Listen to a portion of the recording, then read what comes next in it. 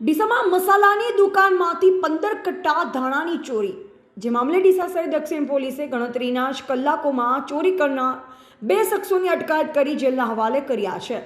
ડીસાના ગુલબાણીનગર વિસ્તારમાં રહેતા Amitbhai Chunilal ખત્રીની post office પાસે મરચા અને ધાણાની દુકાન આવેલ છે। 2 દિવસ અગાઉ તેઓ રાબેતા મુજબ સાંજે દુકાન બંધ કરી ઘરે ગયા અને રાત્રિ સમયે તેમની દુકાનના પાછળનો દરવાજો ખુલ્લો હોવાથી ત્યાંથી પસાર થતા તેમના સંબંધીએ તેમને જાણ કરી, જેથી દુકાન માલિક અમિતભાઈ અને તેમના પિતા તરત જ દુકાને પહોંચ્યા, જ્યાં જઈ તપાસ કરતા કોઈ અજાણ્યા શખ્સો તેમના પાછળના દુકાનના પાછળનો દરવાજો ખોલી અંદર પ્રવેશી 15 કટ્ટા ધાણીની ચોરી કરી ગયા હોવાનું માલુમ પડ્યું।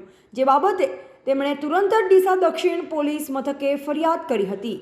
ફરિયાદ નોંધાતા જ પોલીસે તુરંત તપાસ શરૂ કરી। જે દરમિયાન ડીસામાં સંત અન્ના હાઈસ્કૂલ પાસેથી પસાર થઈ રહેલ એક શંકાસ્પદ ઇકો ગાડીને થોભાવી તલાશી લેતા તેમાંથી ધાણા ભરેલા કટ્ટા મળી આવ્યા, જેથી પોલીસ ઇકો ગાડીમાં બેઠેલ લુણપુર ગામના મનુ ઉર્ફે મન્યો, નટુભાઈ મીર અને દાનસી પોપટસિંહ સોલંકીની કડક પૂછતાછ કરતા તેઓએ ચોરી કરી હોવાની કબૂલાત કરી હતી, જેથી પોલીસે તુરંત જ બંને શખ્સોની અટકાયત કરી અને ધાણાના 15 કટ્ટા તેમજ ચોરીમાં વપરાયેલ ગાડી પણ જપ્ત કરી વધુ તપાસ હાથ ધરી છે।